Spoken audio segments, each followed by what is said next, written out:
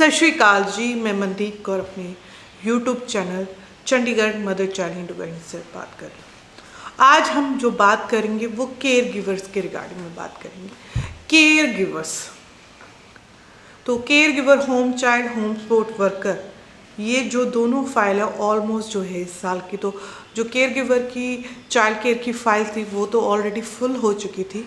जो ओपन होनी है 2024 में, वो 1 जनवरी 2024 को पोर्टल ओपन होएगा। तो आपके पास सारी रिक्वायरमेंट्स होनी चाहिए जिससे आप ये कर सको ऑनलाइन। अगर अभी आपने ऑनलाइन जो ये अपने केयर गिवर में जाना चाहते हैं आप, तो केयर गिवर में आप अगर जाना चाहते हैं तो सबसे पहले इतना याद रखना कि इसका प्रोसेसिंग टाइम थोड़ा लंबा है। इसके इतनी जल्दी वीज़ास नहीं मिलते हैं, थोड़ा प्रोसेसिंग टाइम है। अगर आपने मेरी प्रोसेसिंग टाइम्स की वीडियोस देखी हुई तो उसमें 35 मंथ का प्रोसेसिंग टाइम है जिसमें वीज़ा मिल जाता है, पर थोड़ा टाइम लगता है। तो इसके लिए हमें पेशेंस रखनी पड़ती है। तो चाइल्ड केयर की जो फाइल है वो अगले साल की 1 जनवरी 2024 से ओपन होएगी। तो होम सपोर्ट वर्कर की भी फाइल ऑलमोस्ट फुल हो चुकी है। अब उसका भी जो पोर्टल है वो 1 जनवरी 2024 से ही स्टार्ट होगा। तो इनके लिए क्या रिक्वायरमेंट चाहिए? आपके पास पहले जनरल में आइलेट्स होनी चाहिए। तो आपकी जो आइलेट्स की मॉड्यूल्स है, मिनिमम 5 रिक्वायरमेंट्स मांगी है इन्होंने। तो आपके जनरल में जो है 5 होने चाहिए, और रीडिंग में आपके 4 चलेंगे, और स्पीकिंग, राइटिंग, लिसनिंग में 5-5 चल के ओवर 5.5 भी बनते हैं और 5 भी बनते हैं। तो आप अपनी फाइल अप्लाई कर सकते हो जनरल की अलग। तो आपकी क्वालिफिकेशन है, जैसे आपने MSc करी है, BA करी है, BCom करी, MA करी है, तो आपकी क्वालिफिकेशन ग्रेजुएशन मिनिमम होनी चाहिए। तो आप फाइल अप्लाई करिए। GNM नर्सिंग है तो वेल एंड गुड है। तो इसकी ECA रिपोर्ट होनी चाहिए डिफरेंट एजेंसी से, WES, IQS, ICS, यहाँ कहीं से भी आपकी अप्लाई हुई भी हो, और फाइल जो रिपोर्ट हो वो वैलिड हो, वो एक्सपायरी ना हो। आपकी फैमिली की सारी रिक्वायरमेंट, हस्बैंड का पासपोर्ट, वाइफ का पासपोर्ट, बच्चों का पासपोर्ट, और आप इनकम टैक्स रिटर्न्स भरते हो। आपका बर्थ सर्टिफिकेट भी लगता है, आपका बर्थ सर्टिफिकेट भी होना चाहिए। इवन सभी रिक्वायरमेंट हस्बैंड और आपके होने चाहिए। अगर आप विद फैमिली जा रहे हैं, अगर सिंगल जा रहे हैं तो सिंगल के होने चाहिए।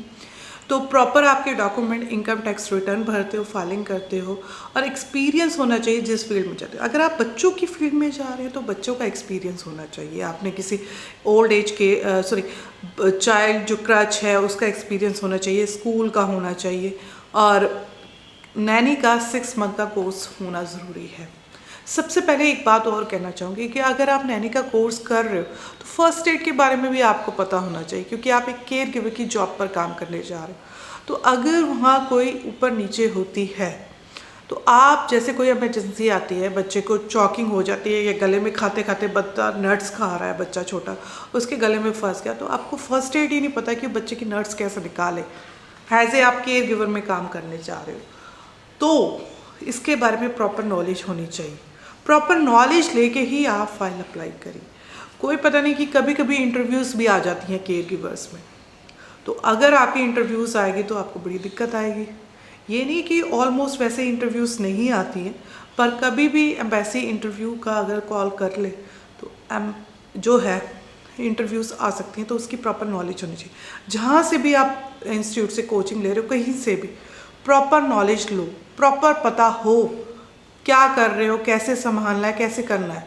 अगर आपने ओल्ड एज के लिए जाना है, कोई डायबिटीज़ पेशेंट है, या आपके पास किसी ओल्ड एज का एक्सपीरियंस है, या किसी हॉस्पिटल का है, तो प्रॉपर नॉलेज है, तो आपका कोई वीज़ा नहीं रोक सकता। आपको प्रॉपर नॉलेज, ईमानदारी से आपको काम करना पड़ेगा।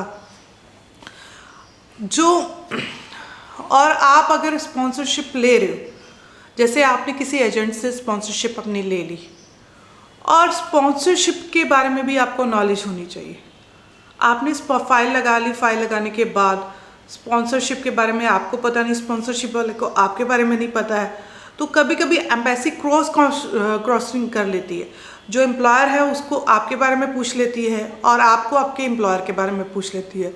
वहाँ कहीं कम्युनिकेशन गैप हो जाता है, फॉल्ट आ जाता है, तो उस करके भी वीज़ा रिजेक्ट हो जाता है। जब आपकी फाइल लगी हुई होती है तो सब वेरिफिकेशन होती है, आपके एम्प्लॉयर की भी होती है, आपकी भी होती है, आपके डॉक्यूमेंट्स की भी होती है, तो उनमें वो टाइम लगता है।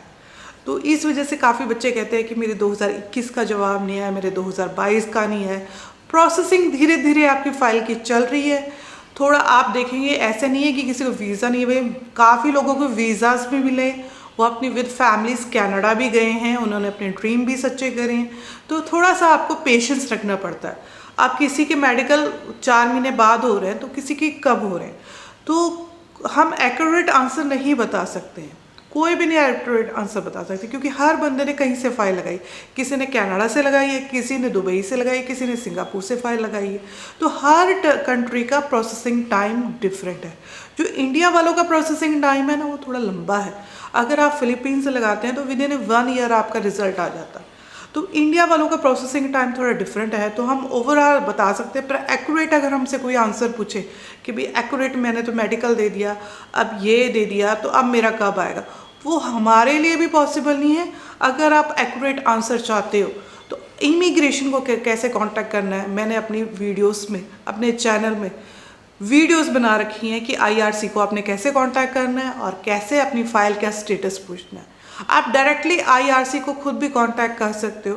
वेब फॉर्म रेज करके भी जवाब नहीं आ रहा तो आईआरसी को डायरेक्टली कांटेक्ट कर लो, कॉल करो, वाइवर ऐप डाउनलोड करो और कॉल करो कनाडा के अल्बर्टा के टाइम में 9:30 बजे।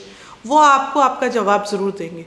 फाइल स्टेटस, आपका फाइल नंबर देख के सारा कुछ आपसे उस इंफॉर्मेशन लेके आपका स्टेटस बताते हैं, क्योंकि जो आप वेब फॉर्म पाते हो उसका 15-15, 20-20 दिन तक जवाब नहीं आता है, तो बच्चा फ्रस्ट्रेशन हो जाता है। वैसे फ्रस्ट्रेशन ना होइए, आप डायरेक्टली कॉल करिए। आप मेरी अगर आप वीडियो कंटिन्यू देखते हो तो मैंने उसके रिगार्डिंग वीडियोस भी बना रखी हैं, वहाँ आप जाके वो चेक करिए। यूट्यूब चैनल पर मैंने उसके रिगार्डिंग वीडियो बनाई कि आईआरसी को आप कॉन्टैक्ट करते हो तो वो आपको एक्यूरेट आंसर आपकी फ़ाइल का दे देते हैं।